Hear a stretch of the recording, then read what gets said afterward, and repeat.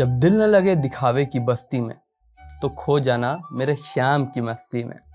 Hello everyone, जय Shri Krishna, welcome to puppets podcast और मैं हूं आपका होस्ट ओम मिश्रा। आज हमारे साथ हैं पपेट्स पिक्चर कॉलेज की स्टूडेंट निहारिका प्रजापति, जो एक आर्टिस्ट भी हैं और एक कृष्ण भक्त भी हैं। जैसा आप लोग को पता है, जन्माष्टमी का महोत्सव आ रहा है, तो ये एपिसोड उसी के ऊपर है। हेलो निहारिका, कैसा लग रहा है आपको आज? थैंक यू ओम कि आपने मुझे यहाँ पपेट्स पॉडकास्ट पर इनवाइट किया, और ये मेरे लिए बहुत ही बड़ी सौभाग्य की बात है कि मैं यहाँ आ सकी। और सबसे बड़ी सौभाग्य की बात तो ये है मेरे लिए कि आज हम कृष्ण जन्माष्टमी के उपलक्ष्य में बात करेंगे।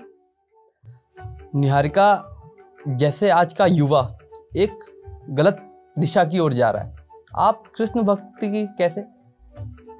जैसा कि हम लोगों को पता ही है कि इंडियन फैमिलीज जो हैं वो लोग पूजा कल्चर को ज़्यादा महत्व देती हैं, ज़्यादा मानती हैं। तो वही मेरी फैमिली में भी पूजा को ज़्यादा महत्व दिया जाता है, और उसी सब को मैं बचपन से देखती आ रही हूँ, और तो वही सब मैं भी सीख गई।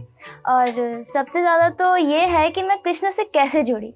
जब मैं पेंटिंग करती थी तो मैं उसमें ज़्यादातर बचपन से ही, कभी फ़ोन से तो कभी अपनी इमेजिनेशन से कान्हा जी की ही ड्राइंग करती रहती थी। जब भी मुझे समय मिलता था या फिर मेरा ज़्यादातर उन्हीं में मन लगा रहता था, तो मैं उन्हीं को बनाती रहती थी। तो यही सब करते करते मुझे खुद नहीं पता चला कि मैं उनसे कब इतनी ज़्यादा अटैच्ड होती चली गई। बहुत से लोग हैं, हमारे एक दर्शक भी जानना चाहते हैं कि लड्डू गोपाल की सेवा कैसे करें। मैंने आपकी कुछ पिक्चर्स देखी थी जिस पे आप लड्डू गोपाल की अपने साथ एक आपने ड्रॉ किया था, तो क्या बताएंगे कैसी सेवा होती है नॉर्मल डे में, सामान्य दिन में जैसे? तो मैं अपना बताती हूँ मैं किस तरीके से करती हूँ। तो हम लोग नॉर्मल डेज़ में लड्डू गोपाल जी को इस तरीके से करते हैं। हम लोग एक्चुअली उनको भगवान नहीं, हम लोग उनको ज़्यादातर अपना ऐसा मानते हैं कि हमारी फैमिली का हिस्सा ही है। हम लोगों ने इस तरीके से नहीं सेवा करते कि वो भगवान है हमारे, कोई गलती ना हो जाए हमसे, इस तरीके से नहीं। हम उन्हें अपना लल्ला, अपना लाल मानते हैं। जैसा हमारे घर में बच्चे होते हैं, हम उन्हें सुबह उठाते हैं, उन्हें दूध पिलाते हैं, हम उसी तरीके से अपने कान्हा जी को सुबह उठाते हैं।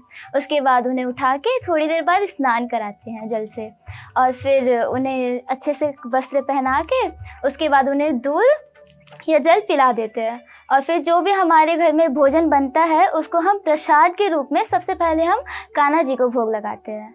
और फिर रात्रि के समय हम लोग उनको दूध का भोग लगा के फिर उनके सोने का समय हो जाता है, फिर उन्हें सुला देते हैं। निहारिका, बहुत अच्छा लग रहा है आपसे बात करने में। बहुत ज़्यादा इस छोटी युवा में आप बहुत ज़्यादा ज्ञान लेके बैठी हुई हैं भगवान के बारे में।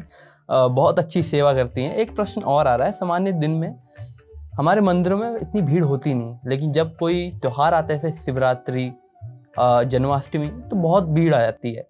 आप इस तरह को कैसे देखती हैं? क्योंकि भक्त एक तरह से, मुझे लगता है, खासकर मैंने ये चीज़ नोटिस की है कि भक्त अब मंदिर पर ही सीमित हो गया है, अपने घर में पूजा पाठ नहीं करता। लेकिन जैसे आपने बताया कि हमारे घर में एक रिचुअल मनाया जाता है जन्माष्टमी को लेके, तो आप कैसे देखती हैं इसको? सबसे पहली बात तो ये है कि सबकी अपनी अपनी श्रद्धा होती है पूजा पाठ करने की, भगवान को पूजने की। जैसी जिसकी श्रद्धा वो वैसे ही करता है। और हम इस चीज़ को इस तरीके से भी समझ सकते हैं, जैसे कि मानो एक क्लास होती है, उसमें टीचर होता है और स्टूडेंट्स होते हैं। टीचर स्टूडेंट्स को सभी को एक जैसा ही पढ़ाती है, और स्टूडेंट्स भी पर कोई अच्छा पढ़ते हैं, कोई बुरा पढ़ते हैं। तो जो सबसे अच्छा जो पढ़ते हैं टीचर के, वो वही जो स्टूडेंट्स हैं वो ज़्यादा फेवरेट होते हैं, और हमेशा ही होते हैं। कोई भी टीचर हो, उसके फेवरेट स्टूडेंट्स ज़रूरी होते हैं। तो वैसा ही हमारे कान्हा जी के साथ है कि जो ज़्यादा प्रिय भक्त होते हैं, जो ज़्यादा ही मनमोहक भक्त होते हैं कान्हा जी से, उन्हीं को जो है ये स्पेशल सेवा, जिसे हम कह सकते हैं, उनको ये मौका मिलता है करने का। बहुत अच्छे से समझा रही हैं। एक प्रश्न और आता है, क्या हम अपनी संस्कृति को भूल गए? जो पूजा पाठ करते ही हैं, जैसे मैं करती हूँ तो मुझे पता ही है, पर जैसा कि हम लोग बात कर ही रहे थे कि लोग मंदिर भी नहीं जाते, तो दोनों तरीके के लोग हैं।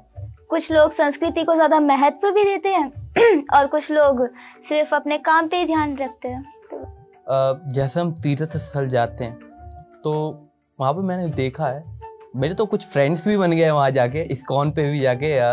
फॉरेनर ज़्यादा अडॉप्ट कर रहे हैं हिंदू संस्कृति को, ऐसा क्यों? इसमें हम लोग देख सकते हैं कि जो भारत के लोग होते हैं वो ज़्यादातर दिखावे पे ज़्यादा सीमित रहते हैं। जो भी हो, मतलब कोई न्यू शूज़ लाया है या फिर कुछ भी है, मतलब दिखावा ज़्यादा रहता है हम लोगों में। और हम लोग जब मंदिर जाते हैं, केदारनाथ जाते हैं या इस्कॉन भी जाते हैं, वृंदावन जाते हैं, कोई भी मंदिर हो, कहीं भी जाते हैं, तो हम लोग ज़्यादातर इस चीज़ से नहीं कि हम लोग को भक्ति करनी है, वहाँ पे जाके भगवान जी को देखना है, इस मोटिव से तो जाते ही नहीं है। सिर्फ इसीलिए कि हम लोग सबसे पहले जाके फ़ोटोज़ वगैरह लेके वीडियोज़ बना के सोशल मीडिया पे अपलोड करना है। जी, आपने सही बात की है।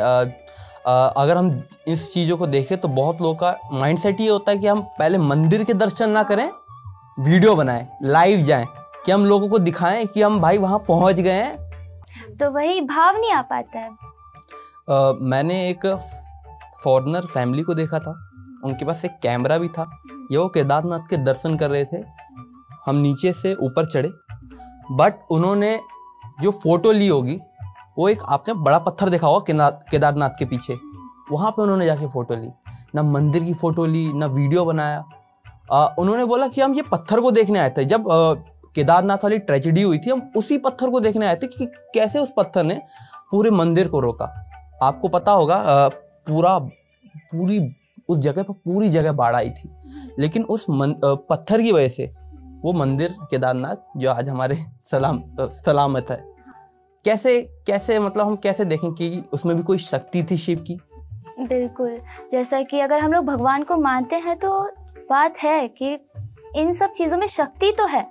कुछ भी अगर हम लोग एक सिंपल पत्थर की भी पूजा करते हैं, उसको बहुत ज़्यादा प्रेम भाव से एकदम अपने सारे भाव उसको देते हैं, तो उसमें भी कहीं ना कहीं जान या कोई ना कोई शक्ति ज़रूर आ जाती है। तो वही हम जिस भाव से हम कोई प्रेम या कुछ भी करेंगे तो उसमें शक्ति ज़रूर होती है। तभी तो बहुत लोग कहते हैं देवभूमि का कंकड़ कंकड़ शिव के समान है। बहुत लोग ऐसा है कि हम गंगोत्री जाते हैं तो वहाँ पे कुछ कंकड़ अपने घर लेके आते हैं, उनको मंदिर पे रखते हैं, तो हमें लगता है कि वो कंकड़ हमारे शिव के समान है। बिल्कुल। इस एपिसोड का आखिरी सवाल, कल्कि के बारे में क्या जानते हैं? कल्कि उनको कल्किन के नाम से भी हम जानते हैं, और ऐसा बताया जाता है कि वो भगवान विष्णु जी का 10वां और आखिरी अवतार होंगे, जो कि पुराणों में उन्हें इस तरीके से दर्शाया गया है कि वो एक सफ़ेद घोड़े पे आएंगे और तलवार ताने हुए होंगे। जी, मैं भी अपने दर्शकों और आपको थोड़ा सा कुछ बताना चाहता हूँ जो मुझे भी ज्ञान है। जब पृथ्वी का अंत होने लगेगा, जब बुराई अपने चरम सीमा पे होगी, तब इनका जन्म होगा। जो हमारा कलयुग आएगा वो बहुत विनाशकारी आएगा।